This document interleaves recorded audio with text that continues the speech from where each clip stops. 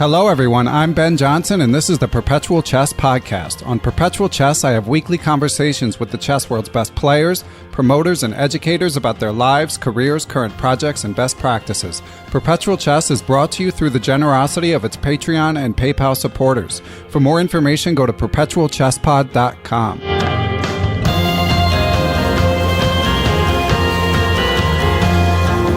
Hello, everyone, and welcome back to Perpetual Chess. We have a very accomplished guest joining us this week. I will start with his chess resume. So our guest is an international master. He was U.S. Junior co-champion in 1977, the year that I was born. He broke a record at the age of 13. He became the youngest American since Bobby Fischer to hold the title of U.S. chess master. Of course, that record has since been broken many times, but still, anytime you're breaking a record of Bobby Fischer, that's a nice little line on your resume. And his academic resume is perhaps even more accomplished. He has degrees in mathematics from Princeton and Oxford. He is a professor in computer science at the University of Buffalo. And last but not least, as we will be discussing, he's one of the world's foremost experts on anti-cheating measures in chess, specifically on how catching people using computers to help their play. So without further ado, Dr. and International Master Kenneth Regan, thanks for joining us. Thank you very much for having me on. That could have been my longest intro yet, Ken. Okay. which speaks volumes about what you've done in your life. So as I mentioned to you in our email exchange leading up to this, I'm of course someone of your stature who's done as much in and out of the chess world as someone I've wanted to interview for a long time. But your name came up in the coverage of this Igors Rausis, Grandmaster Igors Rausis story, which for I think most listeners will have heard this somewhat sad story. But basically, this is a grandmaster who's been improving a lot. Some people had suggested to me that I should have him on as an adult improver guest. That in his 50s, he was closing in on gaining 200 points, and he had just re-entered the top 100 list. And unfortunately, we don't know all the details yet, but it's been a huge story that's made both chess headlines and modern mainstream media headlines.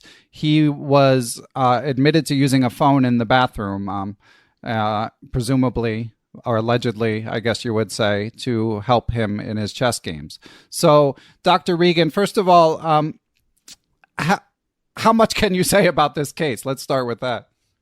I actually don't know much about the facts on the ground at the what happens at the tournament, and so I don't really have much information to give other than what has been generally reported about the nature of my statistical results.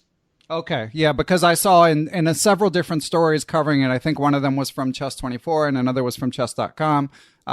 Your name just came up as someone who had been in consultation with FIDE, so I didn't know. I know that FIDE has been pretty tight-lipped about this as an open investigation, so I wasn't sure, how involved you were in this, but yeah, I am an advisor, but not a member of the Fair Play Commission.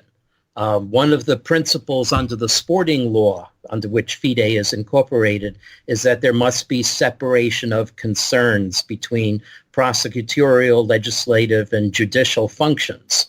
So the Ethics Commission serves most of the judicial function. I am classed as an expert witness. Okay. So I'm consulted on in cases like this, but okay. I'm not privy to everything. Okay. And how aware of this story were you before the big news broke in the past couple of weeks?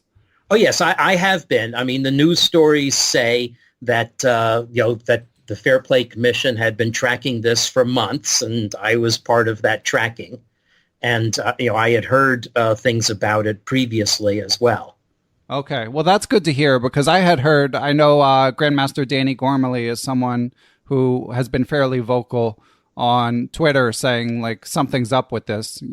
People need to be taking a look at this. And, of course, that's always dangerous for someone to say, because you're casting aspersions on someone's integrity without necessarily having evidence. But in this case, it looks like he may have proven to be right. So one question I had for you that sort of relates to this Rausis case, but isn't identical is, are there a lot of other lesser known cases that you sort of have your eye on right now in your role helping FIDE? Well, they aren't cases.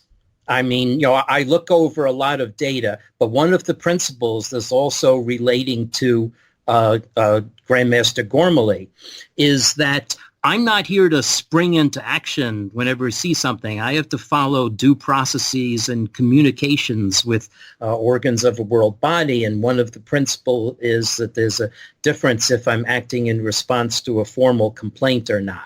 I'm not a vigilante. Good. Yeah.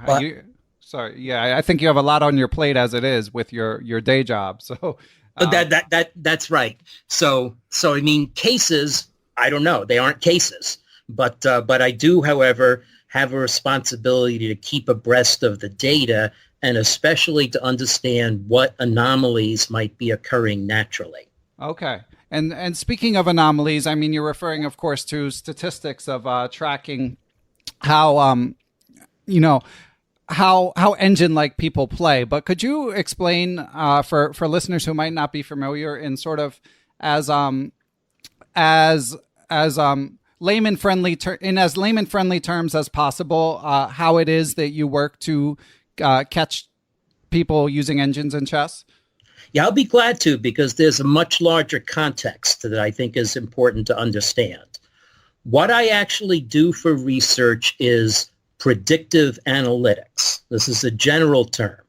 It deals with the forecasting of probabilities or natural frequencies for events or decisions. So if you're an insurance company, you want to know what is the probability given a house's location and its neighborhood of damage from fire or from air or from water or from ground movement.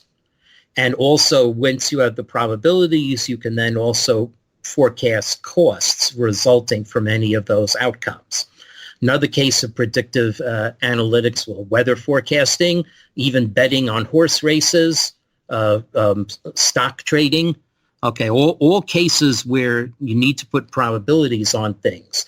In my case, the probabilities are on chess moves selected by a person in terms of that person's rating and other parameters that reflect the person's skills and style of play.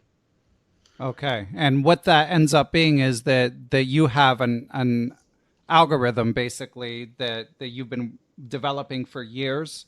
That's right.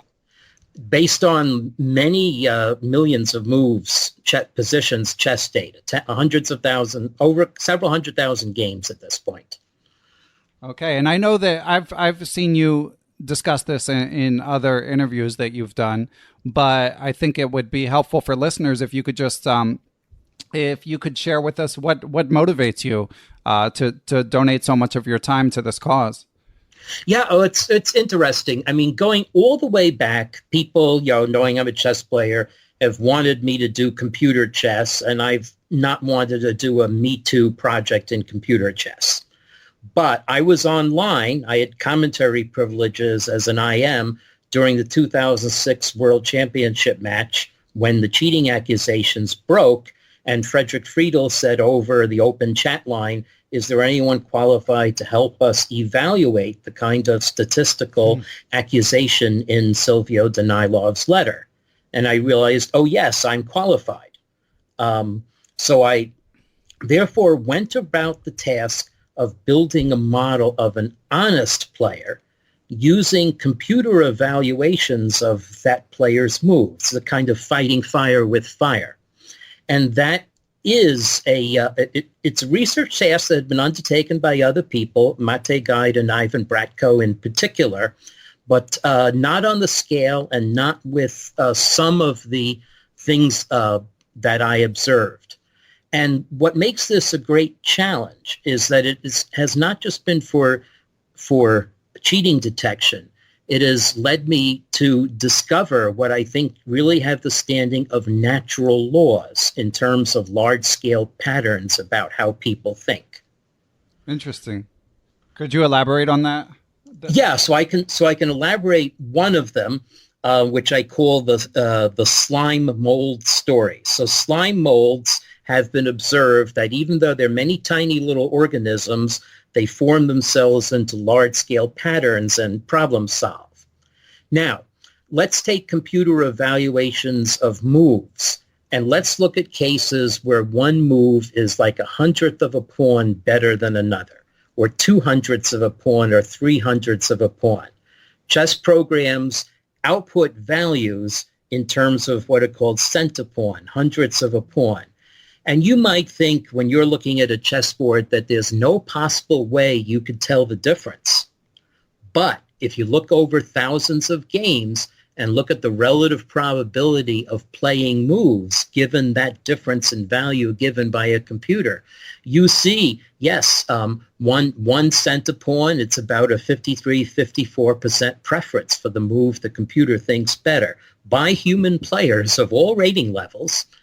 2 centipawns is about 57-58%, and 3 centipawns is pushing 60%. Huh. So what are the practical implications of these differences? Well, it means that there are things in our brain that are sensitive to slight difference in values that do come out in the main. I can make analogy to the problem of guessing how many jelly beans there are in a jar.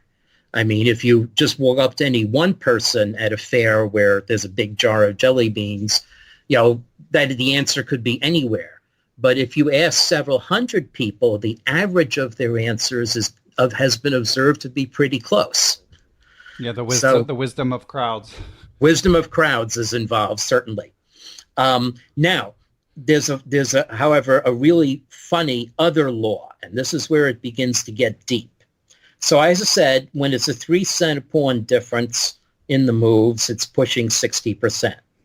So how about if it's a 0 centipawn difference between the moves? So look for cases. You can often find them on ChessBomb or Chess24 when they're showing analysis of more than one move at a time by the engine. About 8 to 10% of the time, you'll observe that 2 moves have equal optimal value.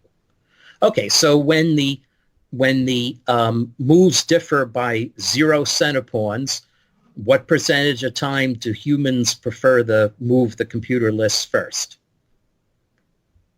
You're asking me? Yeah. So how many moves, how many choices do we have it down to? Let's say there are just 2 moves that are tied in value. To the computer, their values are identical. And since the computers are much stronger than we are nowadays, we have no reason to think that the moves are anything but identical too. Okay. Well, I mean, a lot of it sort of might come down to the aesthetics of what's a more human-looking move, as it were. It could. I mean, the default, I guess, would be 50-50, but I mean, if it's like a king move, when your king's in check, and if one move stops you from castling, even if it's an objectively decent move, that sort of move with the way that people's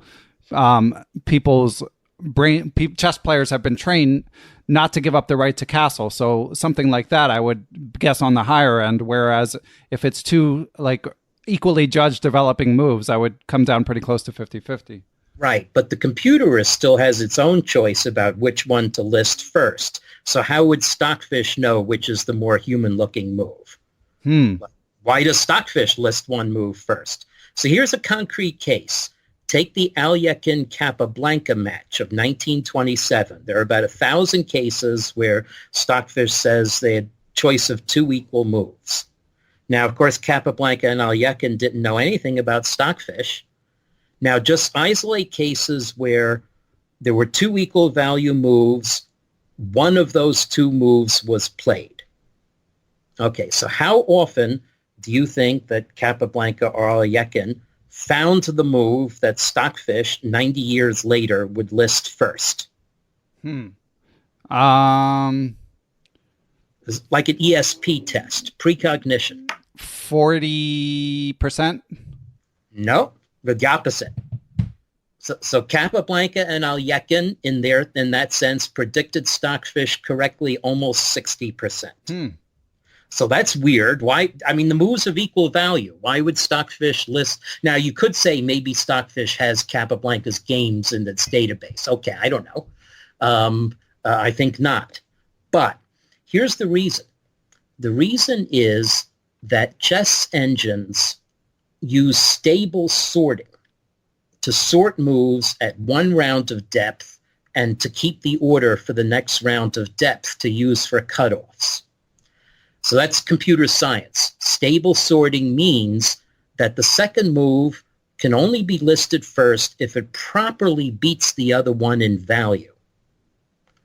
Second, my student Tamal Biswas, as part of his doctoral work, went through the data and observed that in the great majority of these tied cases, the second move was inferior at earlier points in the search. So the working hypothesis is that inferiority at earlier points in the search impacts the human brain and reflects that second move having been felt inferior, so humans don't play it. So it's not ESP. It's an interaction of computer science with a psychological phenomenon of perception.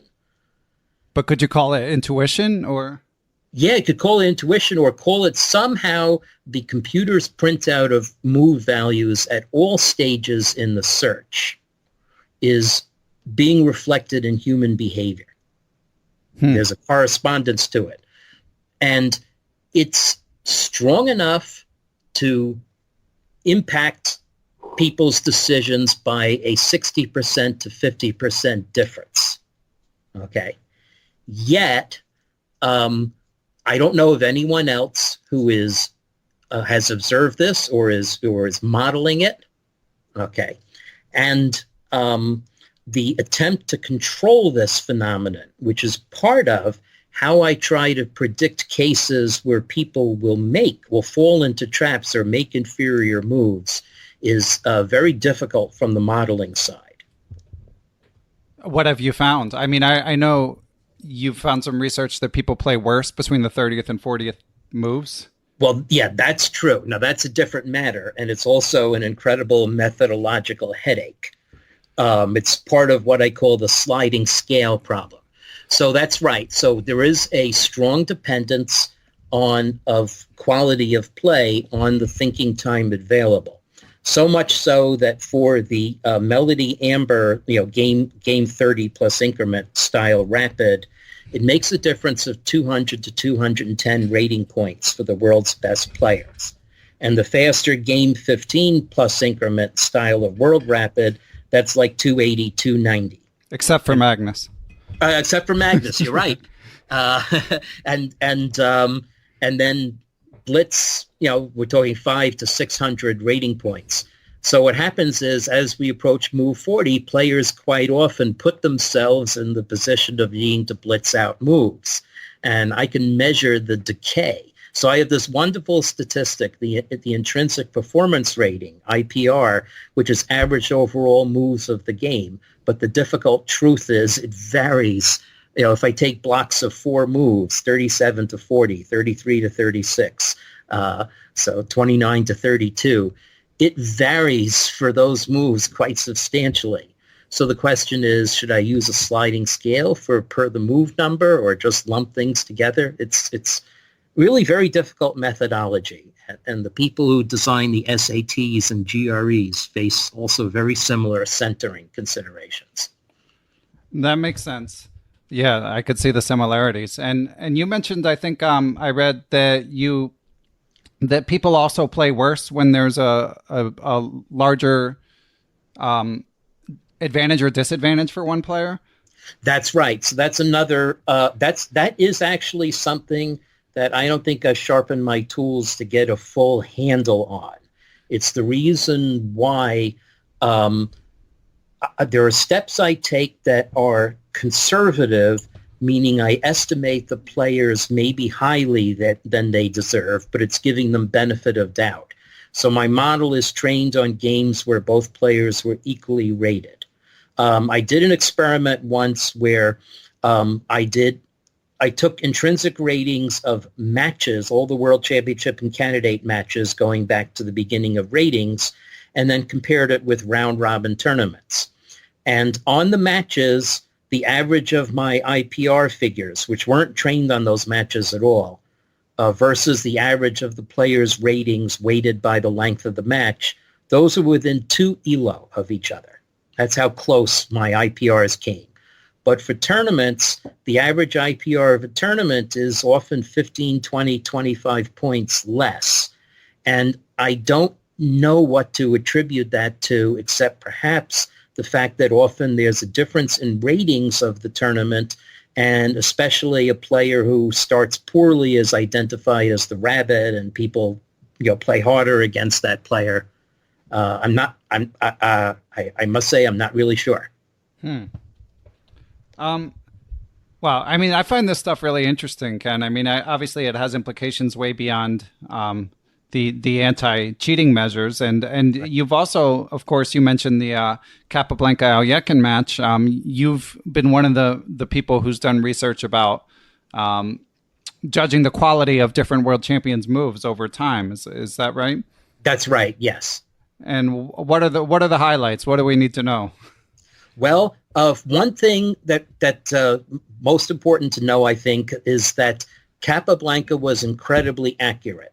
So I should say that as it still stands, my model is primarily a measure of accuracy. What I said earlier about predicting swings and values, I'm trying to measure challenge created, but it's been a very difficult challenge. So solely in terms of accuracy, I have Capablanca in the middle 2900s in the New York tournament of 1927. Wow. Okay. And so there was a reason why he was considered an invincible machine. And the chess world, per my figures, had never seen anything like that. That's amazing.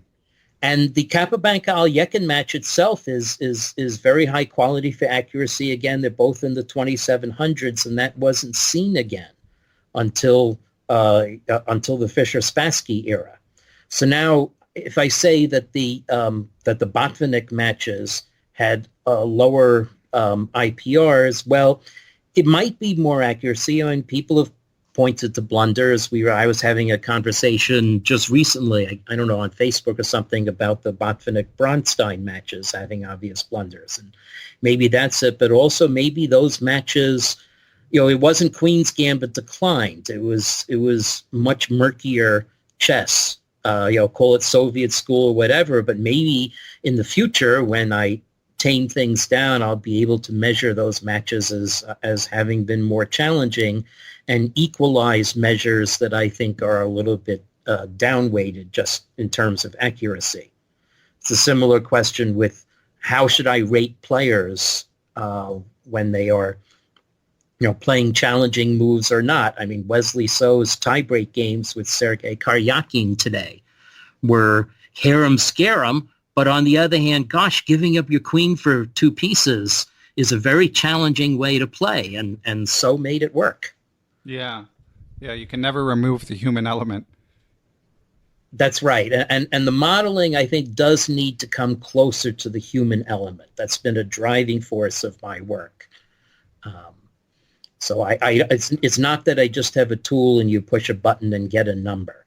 And, as I may expand on, depending on how your questioning goes, I have a great number of cross-checks in my model that are there to ensure that it's speaking general horse sense, okay, and doing well not just on the tasks that it's specifically trained to do. Huh. Well, don't let my questioning box you in too much, Ken. If there's something that you would like to discuss, by all means, I'm sure our listeners would love to hear about it. Okay. One question I had is mentioning today's matches, mentioning the So-Karjakin match, makes me wonder how closely are you generally following and running like modern chess matches through your algorithm? Is it common for you to be watching during the day? Yes, I guess it's okay for me to reveal that I am in fact officially monitoring that event. In fact, my analysis run of today's games, I set it in motion just before the interview, and it would take me a few minutes to put what are just the screening reports, not my full model, but really just in some sense a box score out into a private location for the staff to view. The screening report is something that is actually supposed to be automated, where tournament directors could submit a game file and get my reports automatically, but for various reasons that system has not been brought to fruition. Okay. And how common is it for you to be monitoring one of these elite tournaments? Fairly common. I mean, this is often published information in the tournament report, so I'm not giving anything away by doing it. I will say, however, though, that the cases or things brought to my attention generally do not come from elite tournaments, but come from tournaments at or below the level of the Strasbourg Open that was in question here. Okay. And how often are things called to your attention, bringing it back to the sort of anti-cheating measures? It varies greatly. I mean, 2016 and 2017 were relatively quiet years. Summer 2018 was horrible. But there've been, other than, I'm just thinking out loud, that this has been the only major story. I mean, there's been online stuff, which of course I'd like to discuss, but there, in terms of live chess, this has been the one that has made the biggest headlines. Like, is there other? I guess there's other investigations still ongoing, or have there been people been caught where they keep it? Or I shouldn't say caught, because we're operating in the realm of probabilities, not certainties. But are there other cases ongoing? Yeah, well, when I say, things brought to my attention are, I would say even still the majority of them are not positive. Okay, so in other words, they don't become a case, but there's still matters brought to my attention.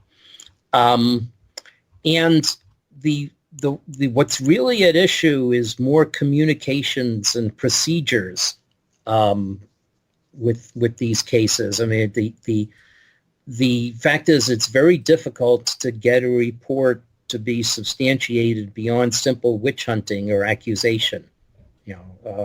And it's even difficult for people, if they make observations with matching of chess moves, to make those observations accurately. I mean, there was one case in a tournament in Austria quite a few years back where, the accusation said, look, eight moves were with Stockfish, which enabled him to win the game. And when I did my scientific report under controlled circumstances, I got only one match out of those 8 moves. And I was able to demonstrate that 4 of those moves were definite mistakes by the player. So however the data was taken, if you run an engine and you see the move after 1 second, you go, okay, I'll skip to the next move. Other time you run the engine, you might let it go for a minute or so, and then you see the move, and okay, I say that was a match. So the fact is, the engines do change their preferred move various times during the search. They have to. That's how they get better. But you can, if you act whenever you see a move and count it as a match, you're perpetrating a very substantial confirmation bias. Right. Yeah. And there's also the issue of false positives. Well, that's right. Now, false positive, yeah, that word has to be set into context. So here's a question. If your luggage is searched at an airport when you go through airport screening, would you call that a false positive? Well, did they find anything? No. But so that's why, that's to say, that's the false part. You weren't bringing anything bad onto the plane. So if they don't find anything, you wouldn't even assert that it's a false positive. Right, but on the other hand, you were stopped, you were searched. Right. So you weren't just let through the first level of screening, which is just when your bag goes through the examiner and you take it away. Right. So that's the thing. At what stage do you call it a false positive? I mean, now if they search your luggage and then they take you in for questioning for a couple of hours, and then you're allowed to proceed, okay, that you might call a false positive. Right. So there's an issue. So I do have. So the screening test was meant to be a first stage in order to identify players who perhaps should be subject to further watchfulness, but there's not yet intended to be any imputation of guilt. It's intended as a way to prioritize arbiter attention during a tournament. Taking also the advice, I don't think that Frederic Friedel will mind my quoting him on this, saying that one thing that you really need at a chess tournament is a magician. Well, why do I say a magician? Someone trained in observing people. Mm-hmm. Okay, for instance, possibly observing spectators for possible signaling or just unusual goings on. So that is a very fluid element of anti-cheating measures. So it's a question of how to allocate that aspect of watchfulness. Yeah, I know that you're a baseball fan. It's like combining the scouts who combine the analytics with the quote unquote eye test of watching a player. It definitely, because I mean, as you say, I mean, well, let's read this quote. I know there was a nice feature article written on you in Chess Life magazine in 2014, mm-hmm. which they left online. I mean, which is available online for everyone to read. So I'll link to that in the show description. But one quote that I found pretty interesting is so you can tell me. So this was a quote from the author, whose name is Howard Goldowski, not from yourself. Right, I know. Yep. But so Howard says, in any large open tournament with at least 1,000 non-cheating players, the chances are very high that at least one of those honest players will earn a Z-score of 3 or more, an ostensibly suspicious value. Correct. And that selection bias or look elsewhere issue, that's a very major consideration. Yeah. So you're sort of the first line of defense, I guess, but not. Well, that's right. So here's the point. So like the screening test will probably give a 3 sigma score on some player just because, but there's nothing to distinguish that player. So an example I used recently was, let's say the player is wearing green sneakers. Okay, he or she might be the only person in the big room wearing green sneakers, but that's not correlated or associated with anything explanatory. So, but on the other hand, if there is some definite evidence, like if the person has bulging socks or if someone spotted a wire that was noted when the pants leg came up, then that's a specific observation. And that combined with a 3 sigma Z score, the observation pins down the player, and then the 3 sigma Z score becomes a statistical unlikelihood. So it is, in fact, the combination of statistical evidence and on-the-ground evidence and the trade-off between them that still is really being hammered out. It's a very difficult problem. So anyway, so the screening test is there to give the 3 sigmas just to say, hey, arbiters, 1,000 players in the room, but here's a handful of people. So the screening test was intended to avoid false negatives. You don't want to let anyone who might possibly be cheating escape scrutiny. Same way you don't want to let anyone who might possibly be bringing something unauthorized onto a plane escape scrutiny. So we're going to search every person who trips the likelihood up to a certain level. Doesn't mean they're guilty. Most baggage searches are negative, but it's something you do as a first line. And then, of course, you want to do this discreetly, not in any way that disturbs the player or is aware. But then if there is an issue, it can go to the second level, which is my full test, which is completely private. And the full test is built to avoid false positives. Okay. So one issue of perception is whether the 3 sigma result from my screening test should be considered a false positive. And I actually had the screening test set. Screening test has an expectation of 50 for your rating, okay, based on your rating. And it was set so that 3 sigma was about 70, actually intended 3.2, but it wound up being more like 2.8. And so what that means is that if you have 60,000 players playing, and 3 sigma is 1 in 750 frequency, okay, so you're talking upwards of 100 or more cases that could be thought of as false positives. And maybe in toto, other people would think, well, that's too much crying wolf.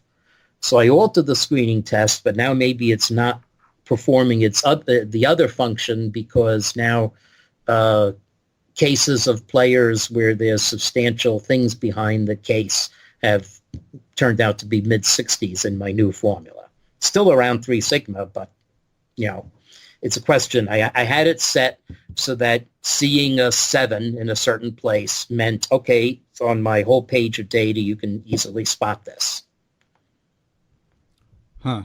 Yeah. I mean, it's interesting. It's such a thorny problem. I mean, I think it was also in the same article that that Howard Godolsky referenced a quote from Anand that if someone just used a computer once at one critical moment per game, he thought that they could gain 150 points in ELO. Yeah, I think that's an accurate estimate. Yeah, that's because how do you stop that? Well, yeah. So this is something I'll say also where I can give a seat of the pants calculation, that is reasonably close to what seems to be the truth. Okay. So I'm going to, so would you prefer me to do this for a 5-game tournament or a 9-game tournament? Let's do 5. Okay. All right. 5. All right. So 5, maybe 150 moves total. So not counting moves 1 to 8 in the opening, but, for 30 moves per game, something like, or 144, let's say.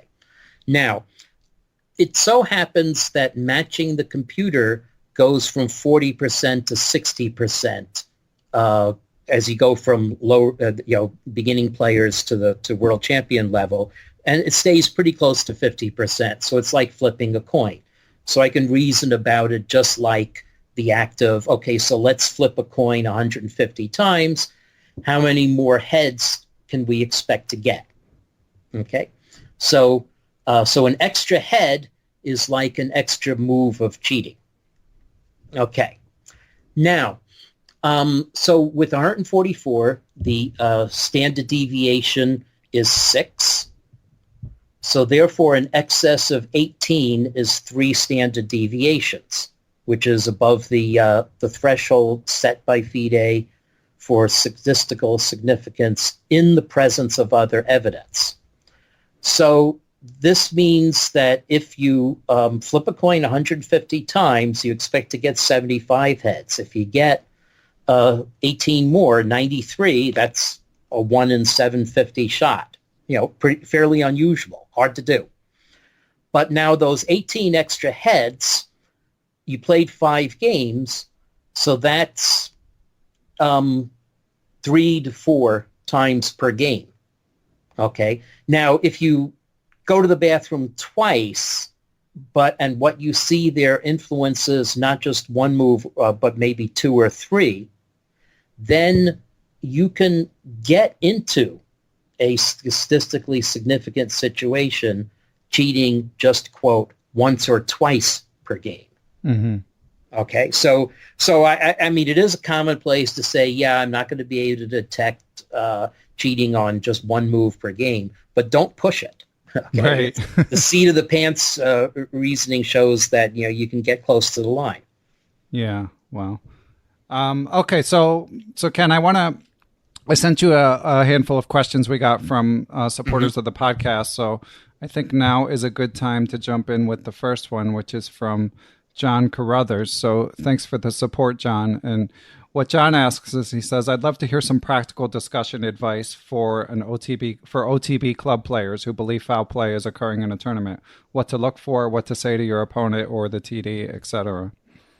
Yeah, well, I don't know about saying with the opponent, but definitely communicate with the director. So any situation that seems to be anomalous, very first thing should be to inform the tournament staff.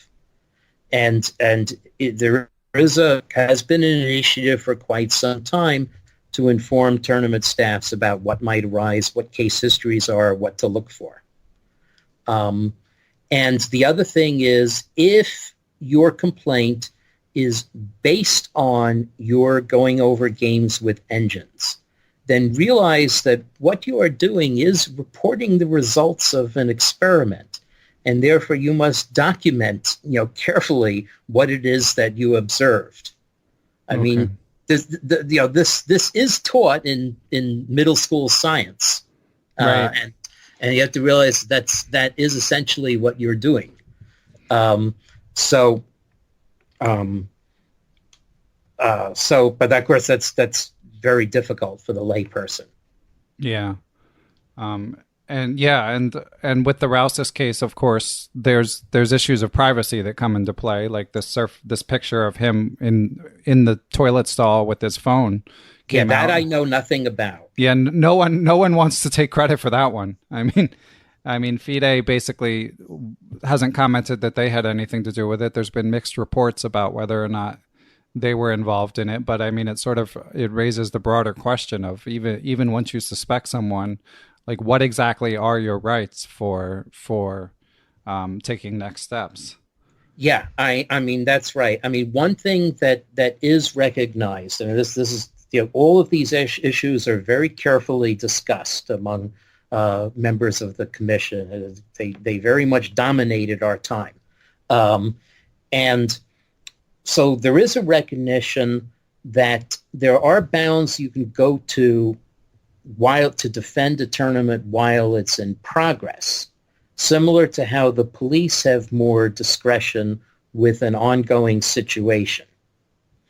Okay, so for instance, I am more freely able to communicate directly with arbiters when a tournament is ongoing. But if it's after the tournament, then there are channels of communication that we have to observe. Mm-hmm. I said I don't know anything myself about the Rausis picture. I do not believe that was the origin of catching him, but it is definitely acknowledged that there was extra watchfulness in place at that tournament because communications have been made from the commission based on my reports. Right. Okay. Yeah, I mean, it's hard. I mean, especially because, as you say, at the highest levels, the elite tournaments, the top players have so much to lose, and there's so many eyes on the players generally that it seems like cheating is maybe not as much of an issue. But any level below that, certainly going all the way down to the club level, like John Carruthers asked about, it just seems so hard. I mean, you can't have a magician. You can't have a magician on staff at every tournament, even though it does sound like a good idea, and I think it would go a long way. Just the power of observation. You can promote watchfulness. Yeah, you can, and you can be vigilant yourself, although respectful of people's privacy, and handle things, as you mentioned, in a professional and discreet manner where appropriate. But yeah, it's tough. But I mean, thank you for I mean, we're not closing the interview, but at least I have a lot more questions for you. But I mean, I kind of would like to transition to online cheating, because as I find the live cheating question somewhat sobering, but I mean, I think at least with more resources, if it's something that can be budgeted for, I think that, and with work that people like yourself are doing behind the scenes, I think that the tide can at least be stemmed. But with online, it's harder. So how much work have you done with catching online cheaters? Very little. Okay. And occasionally, by various people, I've been asked to give a second opinion in judgments that have been made online, sometimes by the organizer, sometimes by a person, a child. But there are differences. So I had a wonderful conversation with ICC co-founder Daniel Slater in November 2006, right after the Topalov Kramnik issue. And it clarified for me that there are fundamental differences in situation and approach, and the two domains really don't intersect so much. The online services have a lot more information, and also they are directly able to build a model of a cheating player. In other words, cheating patterns. I mean, you can find this even in the online documentation for Lichess, which is publicly available and readable. Okay. Whereas my approach is completely done by modeling the honest player for reasons of science as well, and then detecting cheating as a deviation from that. Okay, so there's less commonality than one might suppose. And then the other thing is, oh my gosh, I mean, Mike Klein's article in the February Chess Life was so distressing. I mean, it should be required reading for everyone, at least as a student of human nature. Was that the Danny Wrench one? The cover story? Danny Wrench, whoever wrote the February Chess Life article, yeah. Yeah, there was a big article by Danny Wrench about all the chess.com. I mean, they both work for chess.com in your defense. About how all the measures that they take to try to catch cheaters. And of course, I interact with Mike more, but I'm just talking about the incidence, the frequency. Yeah. And of course, the incentive is not always clear, especially, and in their titled Tuesdays and stuff, there's decent cash prizes. So that part I understand a little bit, but they have people cheating just on regular daily games, blitz games. I mean, it's like, what are these people trying to accomplish? Which brings me to my next laundry list of questions. So I sent you these. They're from Stuart Katz. Do you know Stuart, by the way? I maybe would remember him, yeah. Okay, because I think he's about your age. But I know he lives in California now. But anyway, some of the questions made me think he might know you. I'm just going to read them all, and you can answer as many or as few as you want. So Stuart asks, why do you think people cheat at chess? Do you think there's a correlation between actual playing strength of the cheaters and their justification rationale in cheating? I haven't gotten too deeply into that. Yeah. Right. Where do you see the next big battle against cheating being fought? Have you ever cheated at a game or in school? And again, you can plead the fifth. I once behaved unethically in a blitz tournament, which I greatly regret. It was sort of like, the guy was about to mate me and kind of claimed it and didn't, and then flag. It was just very bad behavior by me. But when I was a kid, so that's maybe the closest I can directly empathize. Okay. But let's see wait, I've forgotten the other questions. Okay. Why do you think people cheat? There are all sorts of reasons. There's something that I hope somebody would be able to help me trace. At the time of Topalov Kasparov, there was a really well-written long comment on a forum saying that someone admitting cheating online for self-esteem reasons, saying that, I do get a charge when I see a famous name go down from moves that are being made with my hand online. And unfortunately, I didn't copy it or bookmark it, and it's been lost to Google or whatever. So if someone could trace that for me, that would be that's an information point I wish I'd kept. Otherwise, the other explanation I give is the sort of because it's possible. Yeah. I mean, there's an element of Brownian motion here, where people may just fall into patterns because they're possible, a lapse of concentration or sanity or whatever. A kid trying it out just because, hey, it's possible, let me do it. And, but I'm just guessing here. This is out of my field. Yeah. There are friends of ours who deal much more with the psychology. Yeah, and people cheat in every activity that has ever been invented. People have tried to cheat at. So, right. Sometimes the incentives are a little easier to understand than others. But yeah, that's the reality. Okay, a few more now, from. The battle that might be faced, this even was mentioned by Dennis Monacrusos, the Chess Mind blog, is, at some point we're going to be dealing with bodily implants, cognitive enhancements. Wow, that's a good point. Yeah. And the question is that cheating or not? Yeah. We're still in the era where is it okay for a golfer to use a cart if he's, has bad legs, this sort of thing. Huh. That I don't even know if that will be a battle. They'll just have to make a decision, make a bright line and stick with it. Okay, and he's got a few more here. Again, you can answer or skip them, but what is the most elaborate and or expensive cheating attempt you've been able to detect? What cheating method do you believe is hardest to detect? How can you really like cricket? We'll talk about that later. Okay.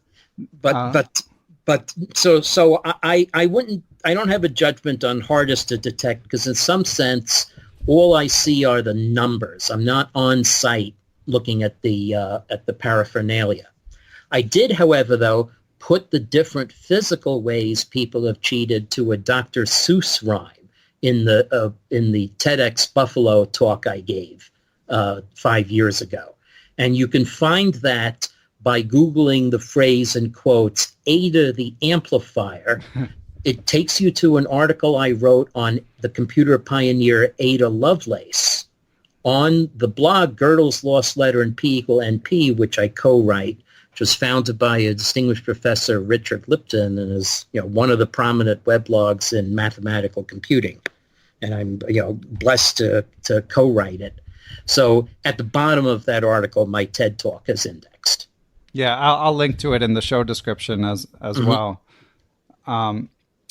Okay, and let's see. And the point I'm making about Ada Lovelace, by the way, is that there are up and down estimates of her actual contribution, and I think everyone misses the point that the real basis for comparison should be the advisor-student relationship. Did she amplify the work of her advisor? Yes. So that's the important thing. Anyway. Okay, and he's got a few more here. They get a little more, I think, based on personal experiences. Do you remember Larry Evans' mother selling his books at the Gorchberg Run Junior tournaments? Absolutely. I remember my mom was still with us, so used to have long conversations with Larry Evans' mother, both while the games were being played. Yeah. So, yes, that was wonderful. Yeah. She was really nice. Yeah. And I think I know the answer to these at least this next one. Why do you think you never became a GM, and to what extent do you regret not getting a GM title? I had too many other interests, and I looked, the IM title gave me the commentary privileges at Play Chess that, led to my being able to spring to action on this. So that was good. Yeah, if I kept at it, I would have been forecast to be about the level of Yasser Seirawan. So. Wow. Yeah, and he's not speaking out of turn. I mean, you were at the very top of your age group in the US through your teens, is that right? That's right. And here's one of the things, let's say for some reason all my other academic pursuits were tied up neatly in a pin, or someone declared thou shalt have a 2-year sabbatical.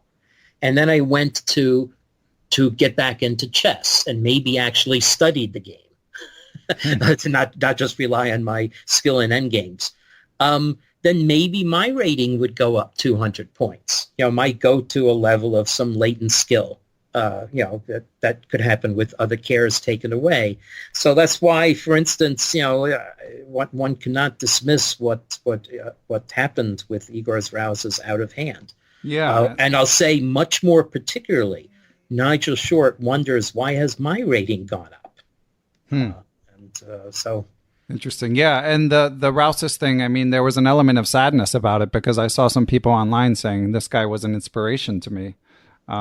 Because, I mean, we have a lot of listeners, adults working very hard to improve. And as you get older, it certainly gets harder.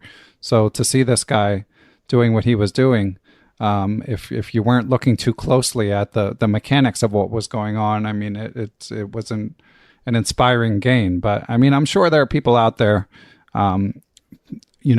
making good strides, and certainly I've talked to some at a lower level than GM Rausis. Mm-hmm. So let's hear some stories from your chess playing years, Ken. we've got, I feel like I mean, there's obviously we could talk for hours about the dour subject of cheating, but yeah, there's one more general modeling thing I want to say, but sure, a little bit about my chess playing. Yeah. okay, but let's hear the modeling thing before we move on. Okay. So there is a bigger game that I'm after. So one really great feature of my model has, as I said, all of these cross checks, and so I can tell when it's other health indicators of the model. And one thing most in particular, it's a decision theory model, but with a different setting. Usually with decision theory, it's one choice, many choosers. For instance, brands of toothpaste or candidates in an election. Same choice, millions of people doing the choosing. Or do you want to take taxi, cab, or bus or metro to get downtown? That was the original decision theory application by Daniel McFadden studying mass transit in the San Francisco Bay Area that led him to develop the log linear model, which was cited in his 2000 Economics Nobel Prize. Well, the log linear model fails in chess. And I don't know whether that's because maybe in chess there's a key difference of having one chooser, many choices, many different positions. But once you get beyond that difference, the modeling is the same. What works instead for my model is a log-log linear model, which puts two levels of exponentiation when you solve the equations and actually makes the model much more difficult to control. It's really a highly nonlinear model, but it works. So I have a post titled London Calling on the same Gödel's Lost Letter blog that I wrote last October before the Caruana Carlsen match that, lays out the data for this. Now, I noticed this 10 years ago, and I thought, well, it's like playing the Marshall Ruy Lopez with C6 instead of knight F6. The log linear model is knight F6, and the log linear is C6. It works better. I could use the log linear model because the weakness it shows, it's fine for judging the frequency of the first move and the amount of error. That's what you need for the cheating tests. But where it falls down is it gets the frequency of the second move completely wrong. Now, this is really weird. Whereas the frequency of the first move is highly dependent on rating, the frequency of the second move stays between 15 and 20%, pretty much independent of your rating. It's very weird, but the log linear model puts it down to like 10, 12%. It's just something that's glaringly wrong from my data. So there are other indicators beside it, not as easy to describe, that make me wonder if these models are being deployed in general big data decision situations without being thoroughly cross-checked as much as I'm able to do in my chess model.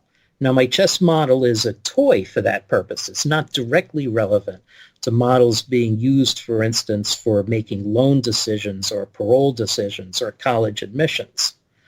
But it has much more ability to introspect what is going on with the model's determinations. Also, I made my model fully explainable.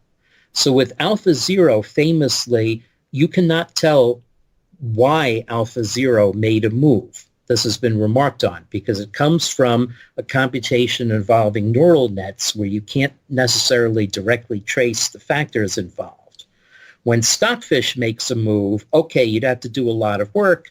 Going into it's an evaluation function, and you would see, okay, the move doubled my pawns, so I took a hit on pawn structure, but it opened up the rooks, and because of this term for black's king safety, we decided to take with the pawn. So with a lot of models being deployed today, you don't have that level of explainability. So cross-validation, explainability, and then the third issue is bias. So this is a major topic of fairness or bias. So the question is, how well does a model perform on subsets of the population that may or may not be relevant to the questions the model is addressing, but where there may be biases that were already ingrained in the data on which the model is trained. And this is the subject of a very important book by Kathy O'Neill titled Weapons of Math Destruction. And the idea of fairness in modeling has become a major intersection of data science with computational complexity, my proper field. Several people I've known for a long while have gone into that. So bias avoidance, explainability, and cross-validation are very important. And my chess model has become a very rich setting for exploiting tendencies that might happen. For instance, I want to know, how well does my model perform on endgames? How well does it perform in cases where a move is relatively clear? How well does it perform on complicated positions, which I can define in some way? Does my model bias in favor of any one chess piece? For instance, I was given a great challenge by the Hungarian computer scientist, American computer scientist, Mario Szegedy, about whether his compatriot Judith Polgar moves her knights more often than other players do. And at first glance, the results I got said that all players move their knights more than my model says they should. But then I did a further cross-check with engines, and engines also recommend moving your knights more than my model says it should. So there's a bias in favor of knights, but it seems to be more a very weird, slight but weird gap in my model rather than in human tendencies. So this is a larger issue that my work is addressed to.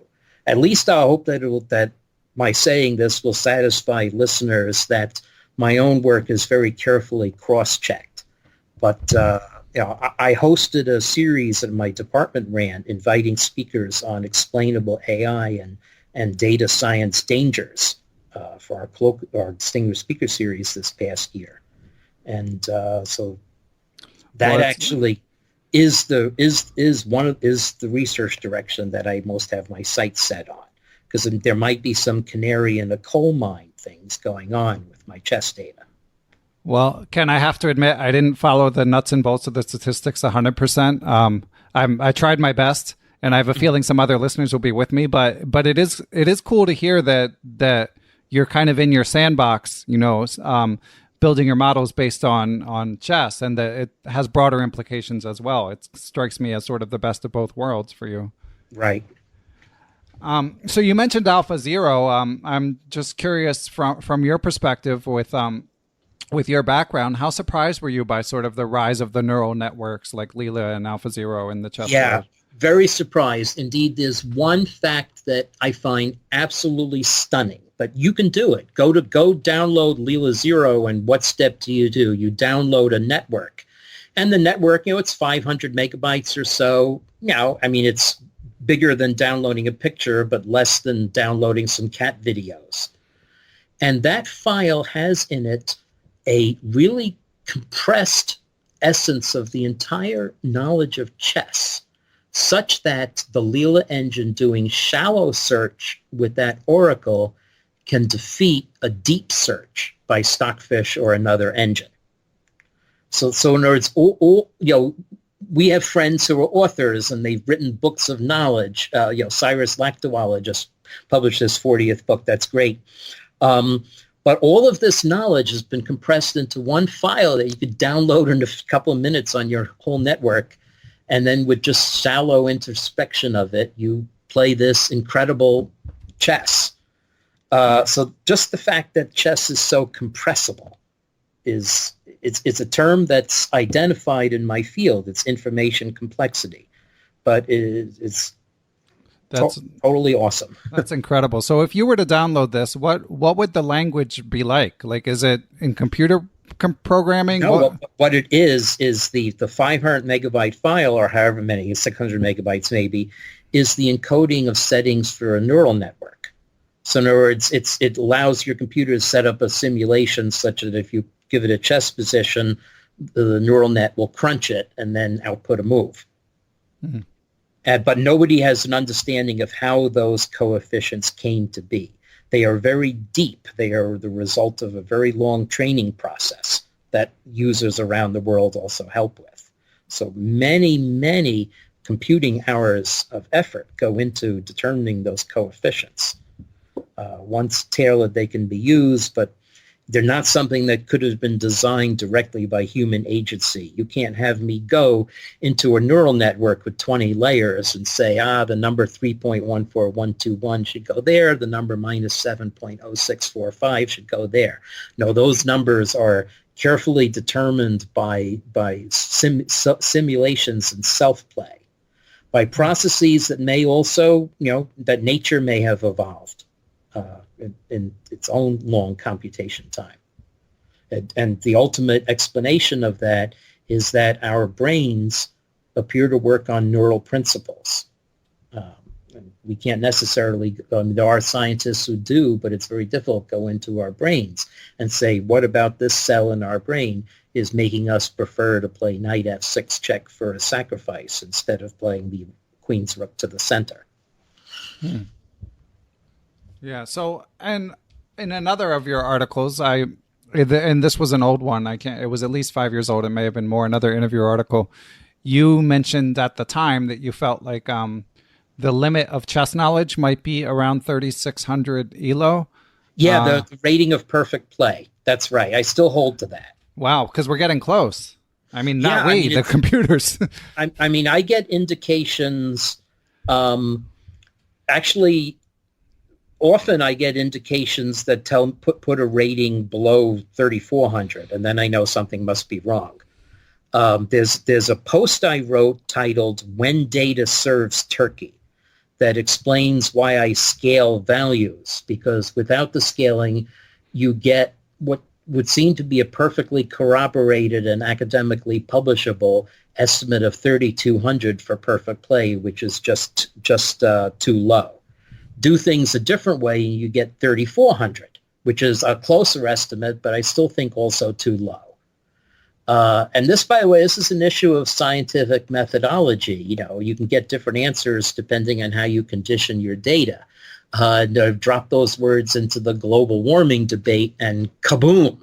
Right. Yet, on the other hand, this is with the controlled application of this is the way science has to be done.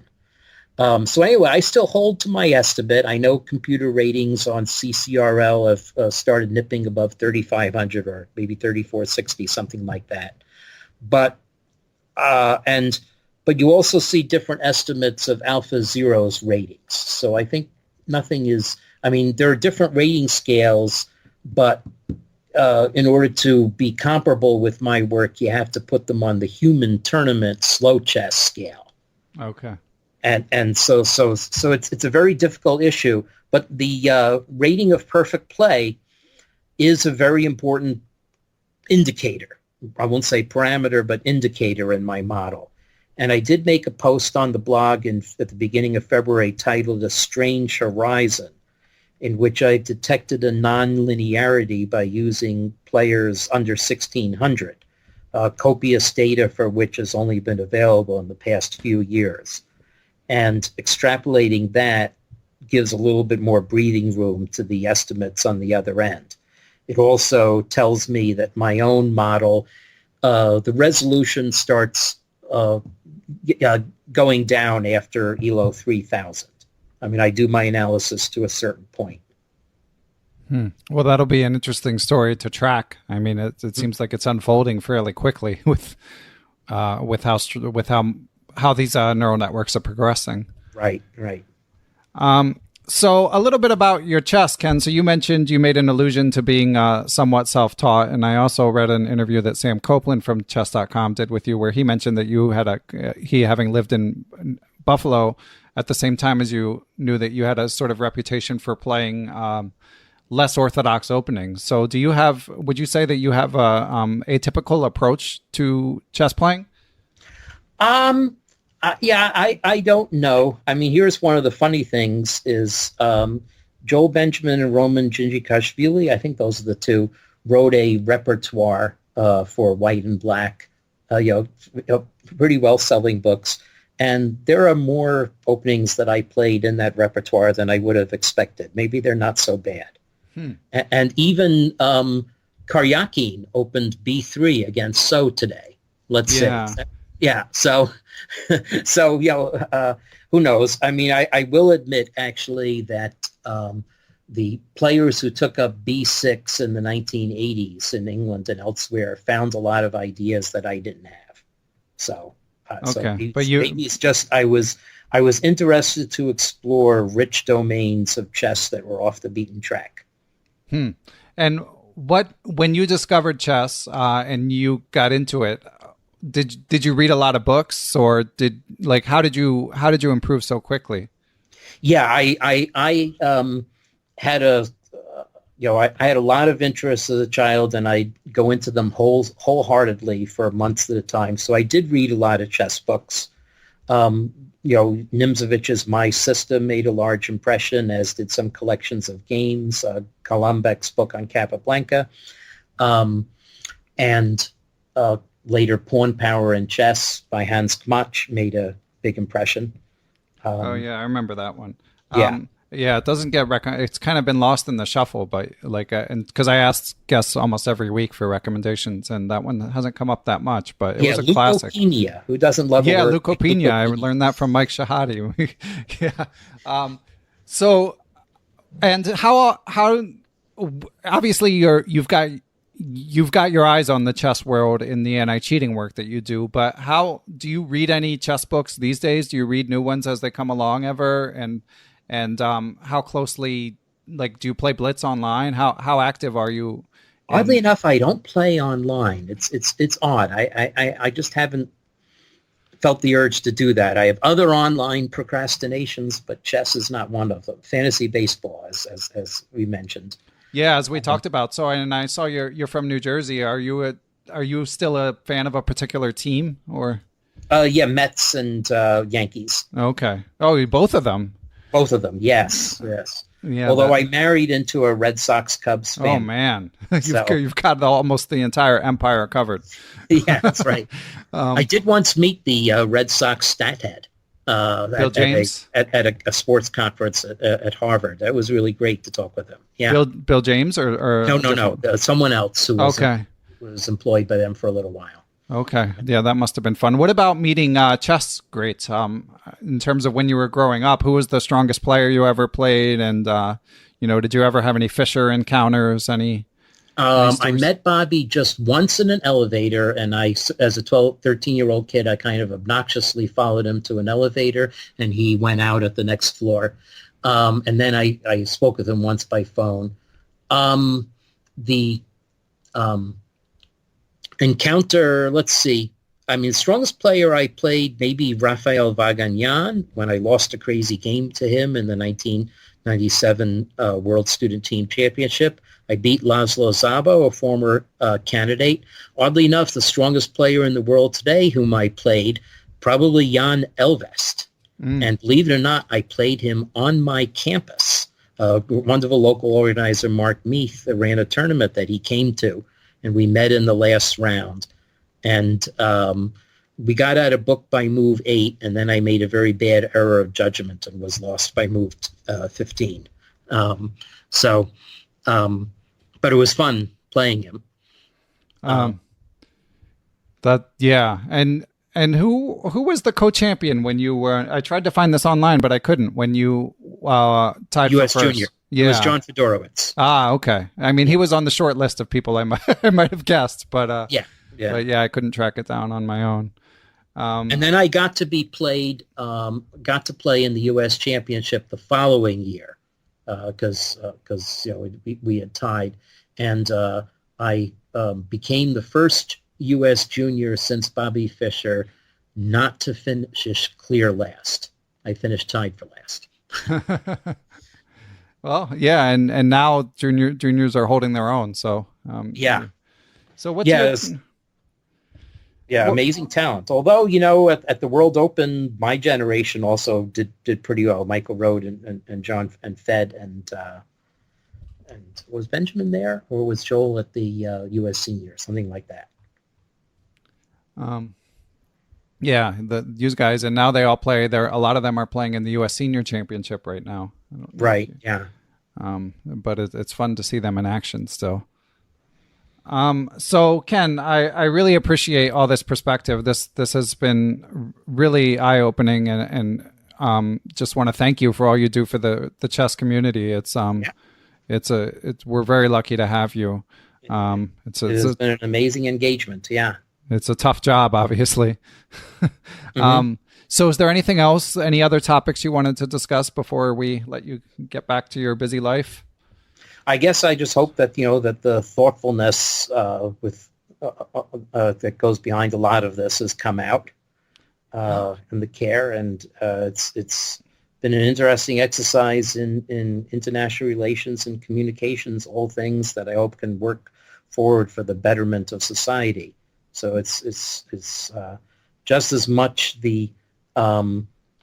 about the way that the World Chess Federation will be given its changes in the past year, as much as combating cheating.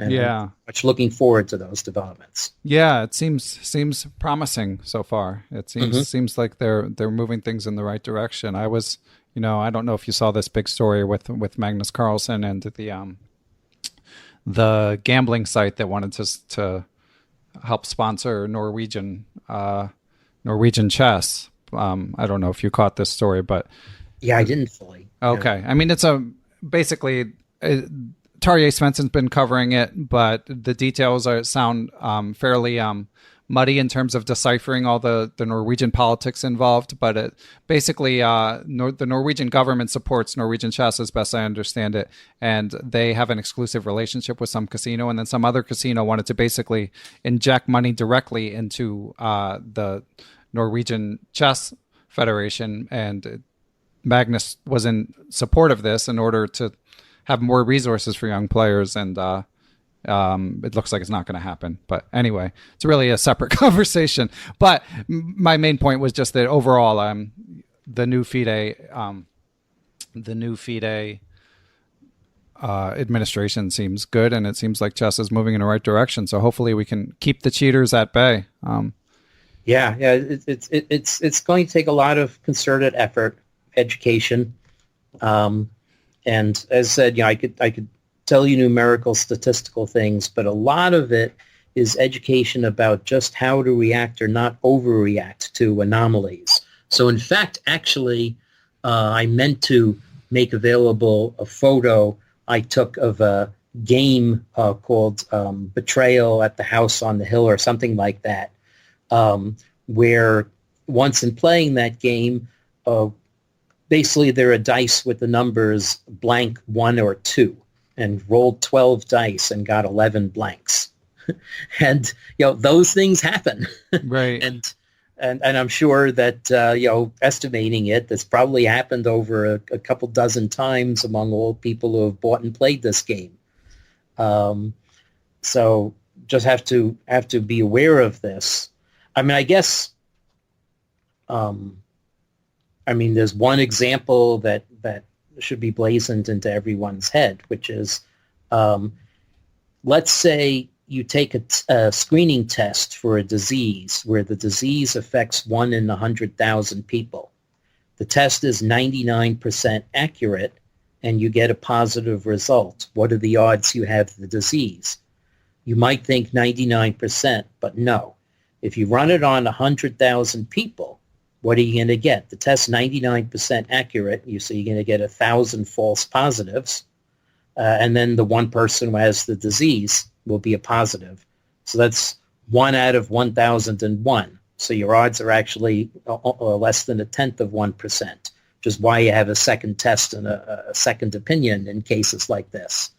So this kind of factor is important to realize when you are dealing with 100,000 people playing chess every year.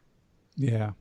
Okay. So it's more understanding of this kind of thing, and the realization that it's not just entering numbers, setting a program running, and getting an answer back.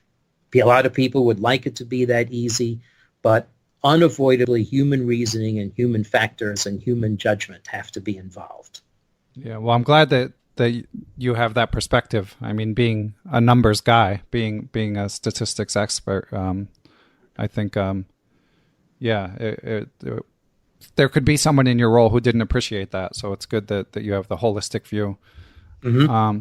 So on that note, Ken, I think I'll let you go. So I'll link to your blog. Is there anything else I could link to, or is there a way for people to reach you and keep up with your writing? Yeah, the blog and my professional webpage. Okay. Has links to all the other chess information. Okay. I mean, a lot of the cases that are talked about in public are old, but they're old for a reason. The principles are still good, and newer cases should not be in public. So, right.